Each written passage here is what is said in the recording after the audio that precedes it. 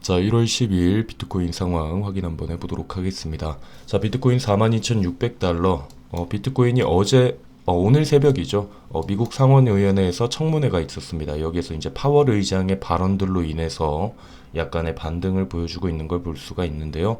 자, 그러면 도대체 어제 어떤 얘기들이 있었는지 간단하게 살펴보도록 하겠습니다. 자, 먼저 뉴스를 보니까 물가 잡겠다라는 파월 공안의 뉴욕 증시 상승이라고 얘기하는데 이거 아니죠.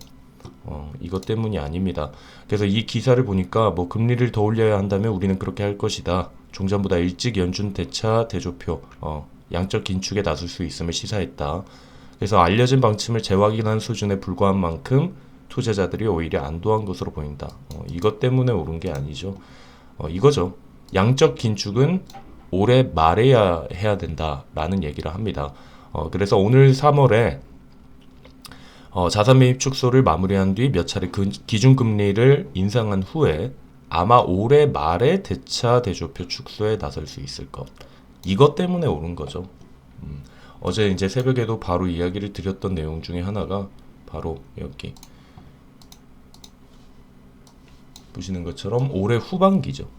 올해 후반기에 이제 양적 긴축을 할 수가 있다라는 것 때문에 사람들이 여기에 대해서 조금은 이제 악재가 해소가 되는 부분이 생김으로 인해서 여기에서 반등이 나온 거죠. 그래서 지금 내용 같은 경우에는 어제 한 내용들이 뭐 좋은 내용이 있었던 건 없습니다. 그냥 똑같아요. 금리를 당초 계획보다 더 많이 인상하겠다. 안 좋은 얘기죠.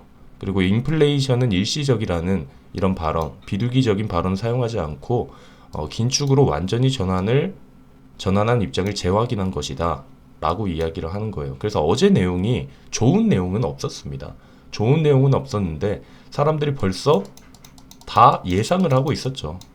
예상을 하고 있었는데 그 중에서 이제 좋았던 점이 양적 긴축은 올해 말해야 한다. 그래서 아시는 것처럼 테이퍼링이 있고요. 테이퍼링이 있고 금리 인상. 이것까지도 금리 인상 올해 3월쯤에 할 거라는 이런 예상까지도 지금 다 반영이 되어 있죠. 지금 시장에는 모든 차트는 이제 선반영이 된다라고 얘기는 했는데 지금 금리 인상까지도 다 진행할 거라는 것은 다 모든 사람이 알고 있죠. 근데 이제 여기에서 중요한 게 이제 금리 인상보다 더 무서운 게 아까 말했던 양적 긴축. 뭐 대차 대조표 축소랑 같은 말이죠. 이게 무서웠던 거예요. 이게 무서웠던 건데 금리 인상이나 뭐 테이퍼링은 뭐 지나갔고요. 하고 있는 거고 금리 인상도 할 거라고 예상했고 근데 양적 긴축까지 한다라는 거에 대해서 시장이 많이 불안해했던 건데 이 양적 긴축은 그래도 올해 말쯤에 한다라는 시간적인 여유가 생겼기 때문에 지금 약간의 반등폭이 있다. 라고 그렇게 생각을 해주시면 될 것 같습니다. 자, 그래서 제가 여러분들께 말씀드리고 싶은 거는 지금의 악재들, 이 악재들이 나중에 해소가 되면서 나중에 이게 우리한테는 호재가 될 수 있습니다. 이런 점을 생각을 해주셔야 돼요. 솔직히 지금 시장 같은 경우에는 굉장히 악재들이 너무 많거든요. 인플레이션부터 금리 인상, 뭐 대차 대조표 축소까지 여러 악재들이 있는데 이게 하나씩 해소가 될 겁니다. 그러면 나중에 이것들이 오히려 호재가 돼서 올라갈 수 있다라는 걸 여러분들이 좀 생각을 해주시면은 마음이 편해지지 않을까 예상을 합니다. 자, 그래서 이제 오늘 저녁이죠. 오늘 저녁에 이제 소비자 물가지수 발표가 있습니다. 10시 30분에 있는데 솔직하게 말하면 이것도 별로 중요하지는 않습니다. 왜 그러냐면 벌써 인플레이션은 더 높게 나올 것이라는 예상을 다 사람들이 하고 있죠. 그래서 여기에서 인플레이션율이 기존보다 높게 나온다라고 해도 크게 시장이 영향을 받지 않을 겁니다. 오히려 여기에서 오히려 인플레이션율이 좀 낮게 나온다, 예상보다 낮게 나온다라고 하면 이게 오히려 긍정적으로 볼 수 있는데 근데 이것도 그렇게 크게 긍정적으로 볼 건 아닙니다. 이거 크게 기다리실 필요는 없을 것 같아요. 왜 그러냐면 예상보다 하회를 한다라고 해도 어차피 지금 인플레이션은 지금 미국 시장에서 굉장히 높게 측정이 되어 있고 고인플레이션이기 때문에 어차피 금리 인상 그리고 양적 긴축 다 할 겁니다. 그렇기 때문에 여기 있는 결과가 뭐 높게 나온다라고 해도 사람들이 그래 뭐 그렇게 나올 줄 알았다 할 거고 예상보다 낮게 나오면 단기적으로는 뭐지? 이렇게라고 하지만 어차피 금리 인상 양적 긴축할 거라는 생각을 하기 때문에 이게 큰 의미는 없을 것 같습니다. 그래서 원래 같은 경우에는 참 중요한 건데 어차피 벌써 예상을 다 되고 있는 시장이라서 여러분들이 굳이 뭐 그렇게 중요하게 계속 찾아볼 필요는 없을 것 같습니다. 나중에 시간 되면 그냥 알려드릴게요. 다음날 보시면 돼요. 자, 그리고 이제 다음 내용을 보니까 릭 에델만 미국의 현물 ETF 승인에 관해서 이야기를 하네요. 자, 그래서 이제 이 부분 같은 경우에도 저도 이렇게 생각을 합니다. 지금 여기에서 지금 우리가 가장 얘가 왜 이렇게 나올까요? 일단 그냥 봅시다. 가장 이 비트코인의 상황을 바꿀 수 있다라는 거, 저 같은 경우에도 여기 현물 ETF가 아닐까. 자, 그래서 이제 월스트리트 전설적인 투자자이자 미국 금융기업 에델만 파이낸셜 엔진 창업자인 릭 에델만이 이제 현물 ETF 승인이 멀지 않았다라고 얘기를 하는데, 저도 생각을 하는 게 앞으로 비트코인의 가장 큰 호재라고 하면은 바로 이 현물 ETF겠죠. 그래서 지금 이 승인을 이제 거부할 핑계가 더 이상 없다라는 말, 정말 와닿는 말이에요. 이제 이 ETF를 계속해서 SEC 쪽에서 반대를 하고 있지만 더 이상 거부할 핑계는 없다라고 저도 생각을 하고 있습니다. 그래서 이 암호화폐 시장이 많이 성숙해졌다는 것을 인지하고 있고 암호화폐의 혁신성을 인정을 하고 있다. 그리고 이제 ETF가 없으면 투자자들이 사기 등에 노출되기 쉽기 때문에 보호를 위해서는 ETF 상품이 필요할 것이다. 그래서 저도 이게 맞는 말이라 생각을 하고 현물 ETF 같은 경우에는 우리도 다들 알고 계시잖아요. 시기상조다. 그래서 언젠가는 승인이 될 거라고 생각을 하고 있고 이 ETF 승인으로 인해서 그때 이 암호화폐의 가장 큰 호재가 지금 당장 이제 예상하는 것 중에서는 이게 가장 큰 호재가 되지 않을까라는 생각을 합니다.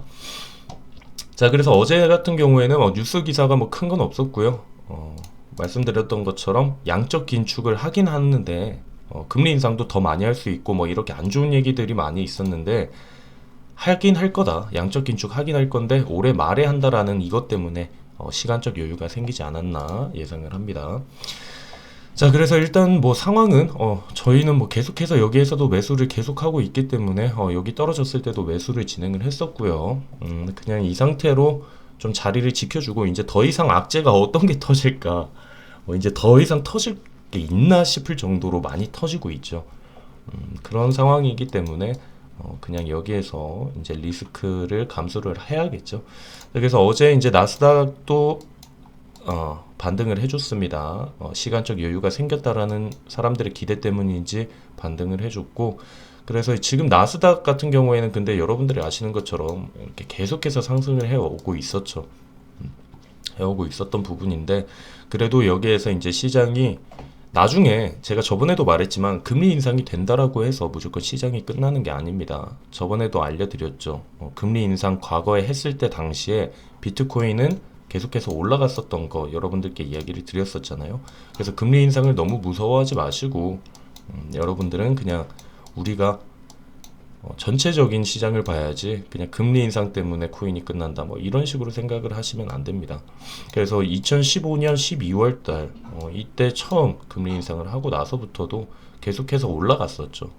올라갔던 모습들 단기적인 쇼크는 있을 수 있지만 그 금리 인상이 모든 걸 좌지우지하지는 않는다 라는 거를 여러분들이 좀 생각을 해주시면 될 것 같아요.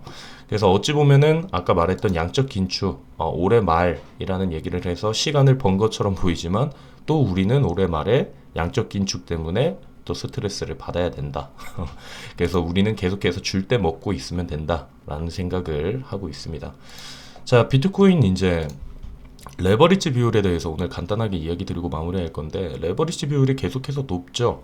하지만 여러분들이 이 부분에 대해서 조금은 걱정을 안 하셔도 되지 않을까 라는 생각을 합니다. 그래서 이 부분은 왜 그렇게 이야기를 하냐면 자, 과거같이 이제 이 레버리지 비율이 과열이 되고 있을 때 레버리지 비율이 과열이 될 때 그 당시에 펀딩비를 한번 보게 되면은 어, 전체적으로 이제 이게 높다라는 거는 이제 롱 한쪽으로 쏠려 있는 건데 이제 오를 거라고 기대를 하는 롱 포지션에 모두 쏠려 있다라는 거거든요. 이 펀딩비가 이렇게 높다라는 거는. 자, 그래서 여기 보면은 지금 레버리지 비율이 높은데 펀딩비가 과열이 되어 있죠. 한쪽으로 롱 쪽으로.